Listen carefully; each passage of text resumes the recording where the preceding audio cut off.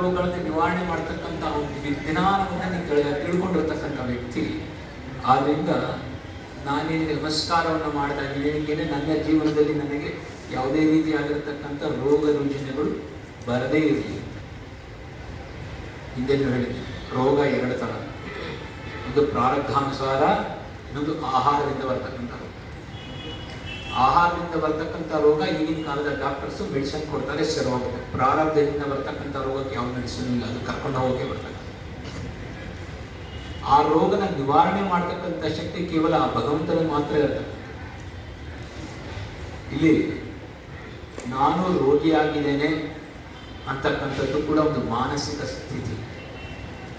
ಆ ಮನಸ್ಸಿನಲ್ಲಿ ನನಗೆ ರೋಗ ಇಲ್ಲ ಅಂತಕ್ಕಂಥ ದೃಢತೆ ನನ್ನಲ್ಲಿ ಬಂದಾಗ ಶರೀರಕ್ಕೆ ಏನೇ ರೋಗ ಇದ್ದರೂ ಕೂಡ ನಾನು ಆನಂದವಾಗಿ ಜೀವನಿಸ್ತೇನೆ. ನನ್ನ ಮುಖದಲ್ಲಿ ಕುಂದು ಕೊರತೆ ಕಾಣೋದಿಲ್ಲ, ದುಃಖ ಕಾಣೋದಿಲ್ಲ, ನೋವು ಕಾಣೋದಿಲ್ಲ, ನಾನು ಆನಂದವಾಗಿ ಜೀವನ ನಡೆಸ್ತೇನೆ. ಯಾಕೆಂದರೆ ಶರೀರ ಅಂತಕ್ಕಂಥ ವಸ್ತು ಅದು ಬೇರೆ, ನಾನು.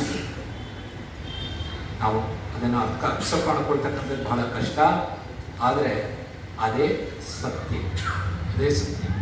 ಅದರಿಂದ ಈ ಎಲ್ಲ ಔಷಧಿಗಳಿಂದ ನೀನು ಅದನ್ನು ನಿವಾರಣೆ ಮಾಡ್ತಕ್ಕಂಥವು ಬರೀ ನಾನೊಬ್ಬನೇ ಅಲ್ಲ, ಸಮಾಜವನ್ನು ನಿವಾರಣೆ ಮಾಡಬೇಕು. ಸಮಾಜನ ನಿವಾರಣೆ ಮಾಡಬೇಕು ಅಂತಂದರೆ ಸಮಾಜದಲ್ಲಿ ಕಂಟಕರಾಗಿರ್ತಕ್ಕಂಥವ್ರು ಯಾರು? ವ್ಯಭಿಚಾರಗಳನ್ನು ಮಾಡ್ತಕ್ಕಂಥ, ಆ ವ್ಯಭಿಚಾರಗಳನ್ನು ಮಾಡ್ತಕ್ಕಂಥ ವ್ಯಕ್ತಿಗಳೇನಿದ್ದಾರೆ ಆ ವ್ಯಕ್ತಿಗಳನ್ನ ನಿವಾರಣೆ ಮಾಡೋರು, ಪುರುಷ ಇರ್ಬೋದು, ಸ್ತ್ರೀ ಇರ್ಬೋದು, ಅವರನ್ನ ನೀವು ನಿವಾರಣೆ ಮಾಡಿದಾಗ ಸಮಾಜದ ರೋಗ ನಿವಾರಣೆ ಆಗುತ್ತೆ. ಆವಾಗ ನಾನು ಮಾನಸಿಕವಾಗಿ ಉಂಟಾಗ್ತಕ್ಕಂಥ ರೋಗನೂ ಕೂಡ ನಿವಾರಣೆ ಆಗುತ್ತೆ. ಶರೀರದ ರೋಗ ಪ್ರಾರಬ್ಧಾನುಸಾರ. ಅದರಿಂದ ಇಲ್ಲಿ ಅದಕ್ಕೆ ಎಲ್ಲವನ್ನೂ ಮಾಡತಕ್ಕಂಥ ವ್ಯಕ್ತಿ ನೀನಾಗಿರೋದ್ರಿಂದ ನಾನಿಲ್ಲಿಗೆ ನಮಸ್ಕಾರವನ್ನು ಮಾಡ್ತೀನಿ. ನನಗೆ ಒಳ್ಳೆಯ ಶಕ್ತಿಯನ್ನು ಕೊಡು. ನನಗೇನಕ್ಕೆ ಶಕ್ತಿಯನ್ನು ಕೊಡಬೇಕು? ನಿನ್ನ ಗುಣಗಾನವನ್ನು ಮಾಡಿ. ಏನು? ವಾಕ್ಶಕ್ತಿಯನ್ನು ಕೊಡು ಅಂತ ಕೇಳ್ತಾನೆ ಈ ಒಂದು ಇದರಲ್ಲಿ. ವಾಕ್ಶಕ್ತಿ ಏನೇನು? ವಾಕ್ ಅಂತಕ್ಕಂಥದ್ದು ಪರಾಪಶ್ಯಂತಿ, ಮಧ್ಯಮ, ವೈಖರಿ, 4. ಈ 4 ವಿಧವಾಗಿರತಕ್ಕಂಥ ವಾಕ್ ಅಂತ ಹೇಳಿ ಮನಸ್ಸಿನಲ್ಲಿ ಉಂಟಾಯಿತು. ನಾವು ಸಡನ್ನಾಗಿ ನಾನು ಮಾತನಾಡಲಿಲ್ಲ, ಮನಸ್ಸಿನಲ್ಲಿ ಏನಾರು ಒಂದು ಶುರುವಾದ್ರೇ ಅದು ಉಂಟಾಗೋದು, ಅಲ್ಲಿಂದ ಶುರುವಾಗುತ್ತೆ ಪರಾಪಶ್ಯ. ಈ ವೈಖರಿ ಅಂದ್ರೆ ನಾವು ಹೊರಗಡೆ ನಾವು ಅಗ್ನಿಯಿಂದ ಮಾತನಾಡ್ತೀವಿ. ಅಗ್ನಿ ಇಲ್ಲ ಅಂದರೆ ನಾವು ಮಾತನಾಡ್ಲಿಕ್ಕೆ ಆಗೋದಿಲ್ಲ. ಅಗ್ನಿ ಅಧಿಷ್ಠಾತ್ರ ದೇವತೆ ಅದಕ್ಕೆ.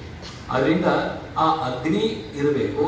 ಆ ಅಗ್ನಿ ಇರೋದ್ರಿಂದನೇ ನಾನು ಮಾತನಾಡಕ್ಕೆ ಸಾಧ್ಯ. ನಾನು ಮಾತನಾಡ್ತಾ ಇದ್ದೀನಿ ಅಂತಂದರೆ ಶರೀರದ ಒಳಗಡೆ 8 ಅಂಗಾಂಗಗಳು ಒಂದಕ್ಕೊಂದು ಉಜ್ಜಿ ಏನೋ ಶಬ್ದ ಈಚೆ ಬರ್ತಕ್ಕಂಥ, ಸುಮ್ಮನೆ ಈಚೆ ಬರೋದಿಲ್ಲ. ಅದರಿಂದ ಆ ಪರಾಪಶ್ಯಂತಿ, ಮಧ್ಯಮ, ವೈಖರಿ ನನ್ನಲ್ಲಿ ಕರೆಕ್ಟಾಗಿರಲಿ ಅಂತ. ಏನೇನೋ ಶಬ್ದ ಬರುವಂಥದ್ದಲ್ಲ, ಆ ವೈಖರಿಯಿಂದ ಹೊರಬರತಕ್ಕಂಥ ಆ ಶಬ್ದಗಳು ಕೂಡ ಪರಿಪೂರ್ಣವಾಗಿ ನಿನ್ನ ಗುಣಗಾನವನ್ನು ಮಾಡೋಂಗಿರಬೇಕು. ಆ ರೀತಿಯಾಗಿರ್ತಕ್ಕಂಥ ಒಂದು ವಾಕ್ಶಕ್ತಿಯನ್ನು ನೀನು ನನಗೆ ಕೊಡಬೇಕಾಗಿರ್ತಕ್ಕಂಥವನು ಅಂತ. ಜೊತೆಗೆ ನೀನೇನೇ ಆದೇಶ ಮಾಡು, ವ್ಯವಹಾರವನ್ನು ಈ ಒಂದು ಸಮಷ್ಟಿ ಪ್ರಾರಬ್ಧದಲ್ಲಿ ಈ ಪ್ರಕೃತಿಯನ್ನು, ಈ ಸಂಸಾರವನ್ನು, ಸಮಷ್ಟಿ ಸಂಸಾರವನ್ನು ನಡೆಸಬೇಕಾದ್ರೆ ನಿನ್ನದೇ ಏನಾರು ಒಂದು ನಿಯಮ ಇರಲೇಬೇಕು. ನೀ ಏನೇ ನಿಯಮ ಮಾಡಿದ್ರು ಕೂಡ ಆ ನಿಯಮ ನನಗೆ ಒಳಿತನ್ನು ಉಂಟು ಮಾಡಬೇಕು. ಆ ನಿನ್ನ ಆದೇಶ ನನ್ನ ಜೀವನಕ್ಕೆ ಸುಖವಾಗಿರಬೇಕು. ನನ್ನ ಜೀವನದಲ್ಲಿ ಯಾವುದೇ ರೀತಿಯಾಗಿರತಕ್ಕಂಥ ಏರುಪೇರುಗಳು ಏನೂ ನಡೀಕೂಡದು. ಇದನ್ನೆಲ್ಲ ಅವನ ಗುಣಗಾನ ಮಾಡಿ ಮತ್ತದೆಲ್ಲ ನಾವು ಕ್ಷಮೆಯಲ್ಲಿ ಮಾತನಾಡ್ತೀವಿ. ಅಕ್ಕಿ ಕೊಡು, ಬೇಳೆ ಕೊಡು, ಉದ್ದಿನ ಬೇಳೆ ಕೊಡು, ಮಣ್ಣು ಕೊಡು, ನೀರು ಕೊಡು, ಅದು ಕೊಡು, ಇದು ಕೊಡು, ಕೊಡು ಕೊಡು ಕೊಡು ಕೊಡು ಕೊಡು ಕೊಡು ಅಂತ ಜೀವನ ಪೂರ್ತಿ ಕೇಳಿ. ಆ ಚಮಕ ಫೂಲು ಕೊಡು ಕೊಡು ಕೊಡು ಕೊಡು ಕೊಡು ಅಂತ ಒಂದು ಗಾದೆ ಇದೆ. ತಲಾಂತರಕ್ಕೆಲ್ಲ ಕುಲಾಂತರಕ್ಕೆ. ಆ ರೀತಿ ಶಂಚವೇ ಇರ್ತಕ್ಕಂಥದ್ದು ಪರಿಪೂರ್ಣವಾಗಿ ಕೊಡು ಅಂತಕ್ಕಂಥದ್ದು. ಆದರೆ ಇದರಲ್ಲಿ ಅವನನ್ನು ನಾವು ಗುಣಗಾನವನ್ನು ಮಾಡ್ತಾ ಇರ್ತಕ್ಕಂಥದ್ದು. ಅಸೌವ್ಯಸ್ತಾಮ್ರೋ ಅರುಣೋತ ಬಬ್ರಸ್ ಸುಮಂಗಲಃ ಏಚೇ ರುದ್ರ ಅವಿದೋದಿಷ್ಟ ಸಹಸ್ರೋ ವೈಶಾನು ಏಡ ಈಮಹೆ. ಇಲ್ಲಿ ಅವನನ್ನು ಹೊಗಳಿರ್ತಕ್ಕಂಥದ್ದು.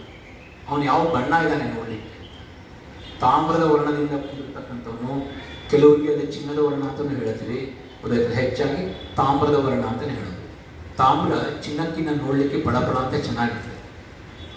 ತಾಮ್ರದ ಬಣ್ಣ ಚೆನ್ನಾಗಿ ತಾಮ್ರ ನೋಡಿ ಅದರಷ್ಟು ಆಕರ್ಷಣೆ ನಿಮಗೆ ಕೆಲವು ಸತಿ ಚಿನ್ನನೂ ಕೂಡ ಬರೋದಿಲ್ಲ. ಜೊತೆಗೆ ಎಲ್ಲ ದೇವಸ್ಥಾನಗಳು, ಪುರಾತನ ದೇವಸ್ಥಾನಗಳು ಸಾಮಾನ್ಯವಾಗಿ ಉತ್ಸವ ಮೂರ್ತಿಗಳನ್ನ ಪರಿಪೂರ್ಣವಾಗಿ ತಾಮ್ರದಲ್ಲೇ ಮಾಡ್ತಾ ಇದ್ರು ಹೊರತು ಅದಕ್ಕೆ ಕಂಚನ್ನ ಸೇರಿಸ್ತಾ ಇರಲಿಲ್ಲ. ತಾಮ್ರದಲ್ಲಿ ಏನಕ್ಕೆ ಅಂತ ಏನು ಶಕ್ತಿ ಇದೆ ಅಂತಂದ್ರೆ ಅದೇನು ಪ್ರಕೃತಿಯಿಂದ ಉಂಟಾಗಿರ್ತಕ್ಕಂಥ ಶಕ್ತಿನ ತೆಗೆದುಕೊಂಡು ವಾಪಸ್ ಕೊಡ್ತಕ್ಕಂಥ ಶಕ್ತಿ ಬಹಳ ಸುಂದರವಾಗಿರ್ತಕ್ಕಂಥದ್ದು ನಮ್ಮ ತಾಮ್ರದಲ್ಲಿ ಹೊರತು ಬೇರೆ ಲೋಹಗಳಲ್ಲಿ ಬರೋದಿಲ್ಲ. ಅದರಿಂದ ತಾಮ್ರಕ್ಕೆ ಅತಿ ವಿಶೇಷ ಶಕ್ತಿಯನ್ನ ಇದೆ. ಚಿನ್ನ ಬಹಳಷ್ಟು ಬೆಲೆ ಇದೆ. ಅದೇ ಚಿನ್ನದಲ್ಲಿ ನಾವು ವಿಗ್ರಹ ಉತ್ಸವ ಮೂರ್ತಿಗಳನ್ನ ಚಿನ್ನದಲ್ಲಿ ಮಾಡಿಸಲ್ಲ. ಆಗಿನ ಕಾಲದಲ್ಲಿ ಏನು ದುಡ್ಡಿರಲಿಲ್ಲ ಅಂತ ಏನಿಲ್ಲ. ಯಾಕೆಂದ್ರೆ ದೊಡ್ಡ ದೇವಸ್ಥಾನಗಳನ್ನೆಲ್ಲರೂ ಕೂಡ ರಾಜರು ಕಟ್ಟಿಸಿರ್ತಕ್ಕಂಥದ್ದು. ಆದರೂ ಕೂಡ ಅಲ್ಲಿ ತಾಮ್ರದ ವಿಗ್ರಹಗಳನ್ನೇ ಇಡ್ತಾ ಇದ್ರು ಉತ್ಸವ ಮೂರ್ತಿಗೆ ಹೊರತು ಚಿನ್ನದ ವಿಗ್ರಹ ಇಡ್ತಾ ಇರಲಿಲ್ಲ. ಇಲ್ಲಿ ಆ ತಾಮ್ರದಂತೆ ಬಹಳಷ್ಟು ತೀಕ್ಷ್ಣವಾಗಿ ತೇಜಸ್ಸನ್ನೇ ಇರ್ತಕ್ಕಂಥ ವ್ಯಕ್ತಿ ನೀನು ಗೊತ್ತಾಯ್ತಲ್ಲ. ಜೊತೆಗೆ ನೀನು ಪರಿಪೂರ್ಣವಾಗಿ ಕಲ್ಯಾಣಕಾರಿಯಾಗಿರ್ತಕ್ಕ ಸುಮಂಗಲ ಏನೋ ಕಲ್ಯಾಣಕಾರಿ ಕಾರ್ಯಗಳನ್ನು ಮಾಡ್ತಕ್ಕಂಥವನು. ಇಲ್ಲಿ ರುದ್ರ ಅಂತಂತಂದ್ರೆ ಅವನೊಂದು ಏನಪ್ಪ ಒಳ್ಳೆ ರುದ್ರಾವತಾರ ತಾಳಿದಾನ ಕಣಯ ಅಂತೀವಿ. ಏನಕ್ಕೆ ರುದ್ರಾವತಾರ ತಾಳಿದಾನೆ? ಬಹಳಷ್ಟು ಕೋಪಿಷ್ಟ ಅವ ಅಂತ, ಬಹಳಷ್ಟು ಕೋಪ ಅವನಿಗೆ ಬಂದಿರತಕ್ಕಂಥದ್ದು ಅಂತ.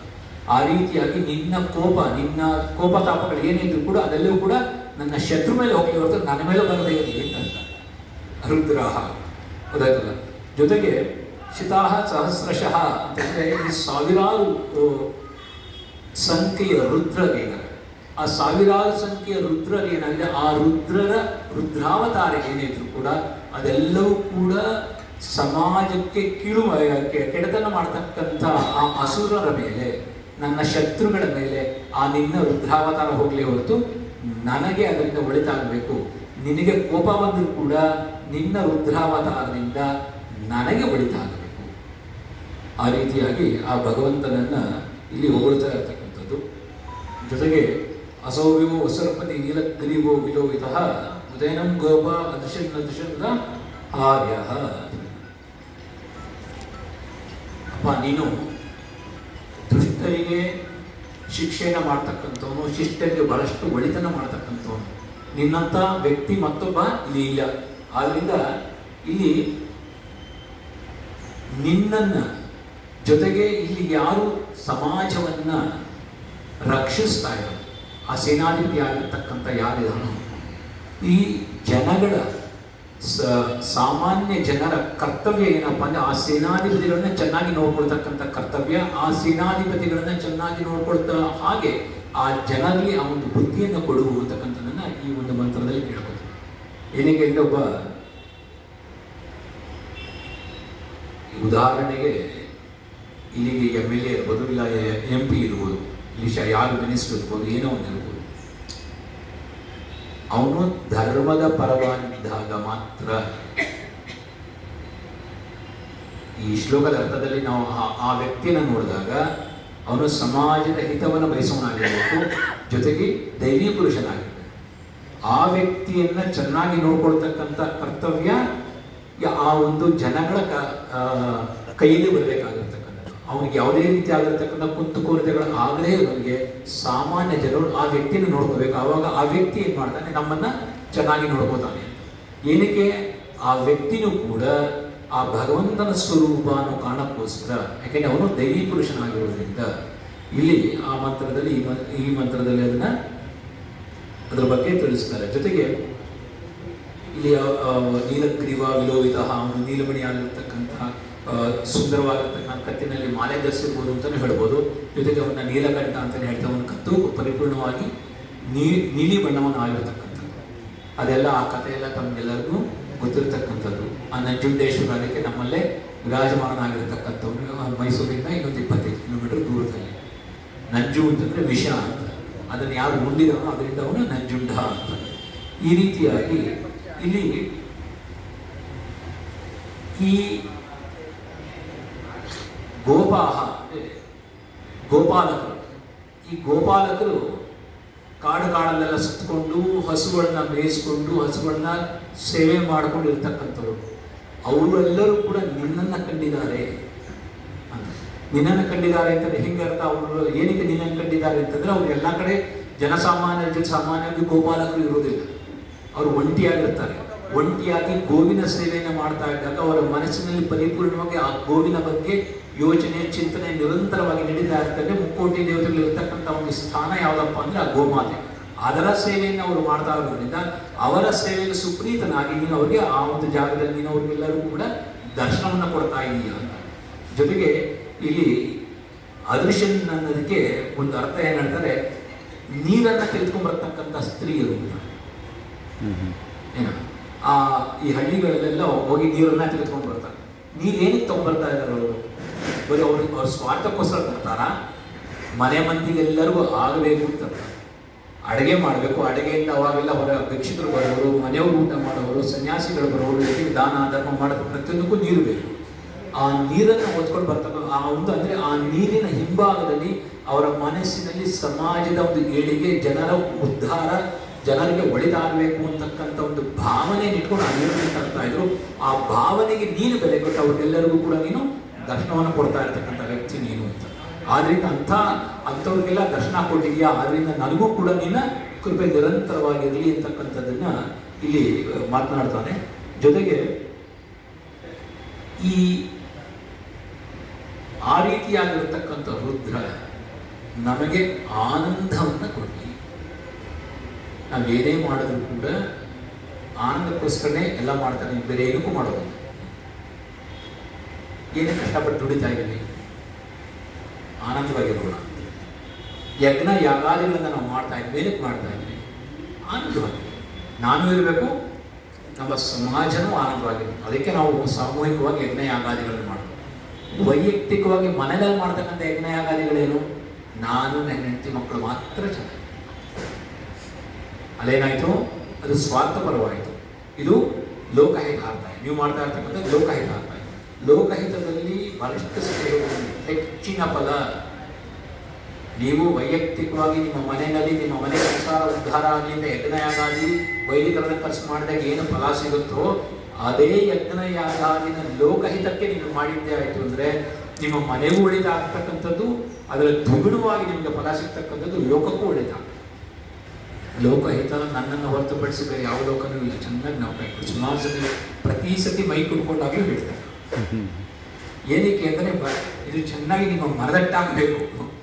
ಏನೇ ಆ ಗುರುಗಳು ಯಾವಾಗಲೂ ಲೋಕಹಿತಕ್ಕೆ ಮಾಡು ಅಂತ ಅದು ಇದು ಪಾರಾಯಣ ಮಾಡಿಸ್ತಾನೆ ಇರ್ತಾರೆ. ಏನಯ್ಯ ಇದು ಅಂತ ಭಾವನೆ ಬರದೇ ಇರಲಿ ನಿಮಗೆ.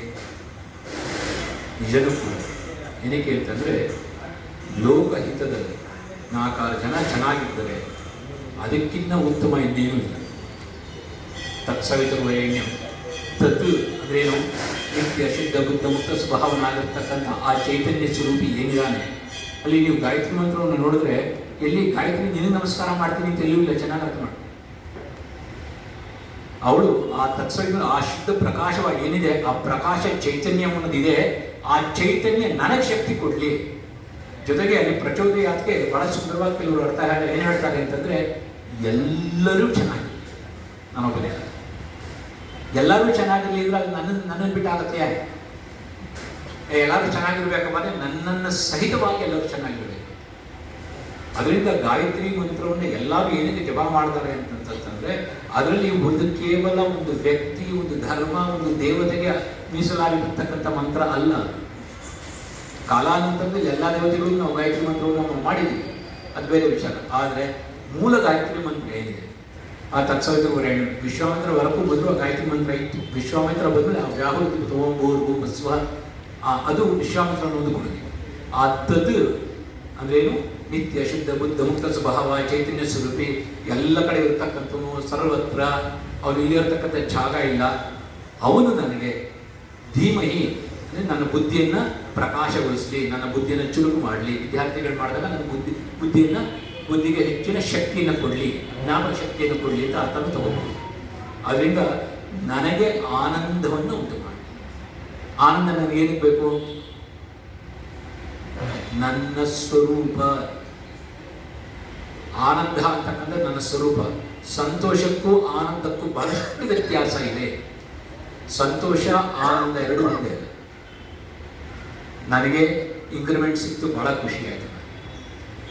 ಕಾರ್ ತಗೊಂಡೆ ಆನಂದ, ಮನೆ ತಗೊಂಡೆ ಆನಂದ.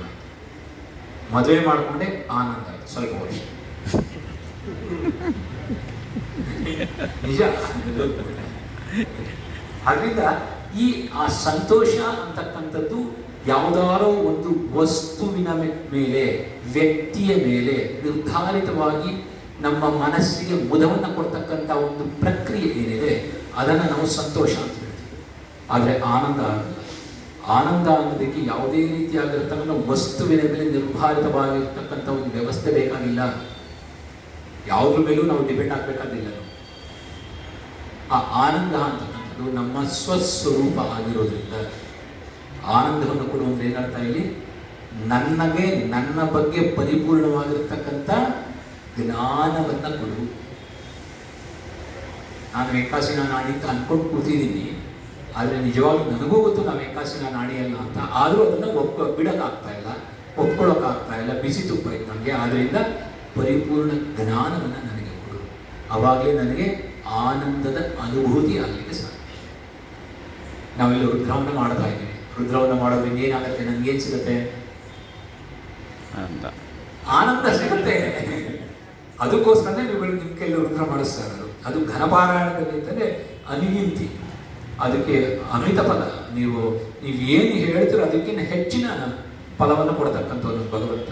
ಆದ್ದರಿಂದ ಇಲ್ಲಿ ನಮಗೆ ಆನಂದವನ್ನು ಕೊಡಲಿ ಅಂತಕ್ಕಂಥ ಒಂದು ಕೋರಿಕೆಯನ್ನು ಈ ಒಂದು ಶ್ಲೋಕದಲ್ಲಿ ಭಗವಂತನ ಮುಂದೆ ನಾವು ಇಡ್ತೀವಿ. ಮುಂದಿನ ದಿನಗಳಲ್ಲಿ, ಮುಂದಿನ ವಾರ, ಮುಂದಿನ ಶ್ಲೋಕದ ಬಗ್ಗೆ ನೋಡೋಣ. ಸಮಯ ಆಗತಾ ಇದೆ, ನಾನು ಹೊರಡಬೇಕು. ಅದಕ್ಕೋಸ್ಕರ ಭಗವತಿ ಒಳ್ಳೇದು ಮಾಡಲಿ. ಕುಶಾಲ್ ಅವರು 3000 ಜಪ ಮಾಡಿಸ್ತೀನಿ, 3000 ಪಾರಾಯಣ ಮಾಡಿಸ್ತೀನಿ ಅಂತ ಲಂಕಾ ಟೀಮಿಂದ ಸಂಕಲ್ಪ ಆಗೋಗಿದೆ. ಆಗಿದೆಯಾ ಕುಶಾಲ್? ಕೇಳಿಸ್ತಿಲ್ಲ? ಆಗಿದೆ, ಮಾಡಿಸ್ತಾರೆ. ಅದಿನ್ನೂ ಸ್ವಲ್ಪ ಸ್ಪೀಡ್ ಮಾಡಿ. ಈ ಯಲಹಂಕದಲ್ಲಿ ಎಷ್ಟು ಜನ ಇದ್ದಾರೆ, ಆ ಜನಗಳದ್ದು ಜೊತೆಗೆ ನಮ್ಮ ಏನು ಗ್ರೂಪ್ ಇದೆ ಇವ್ರುಗಳದ್ದು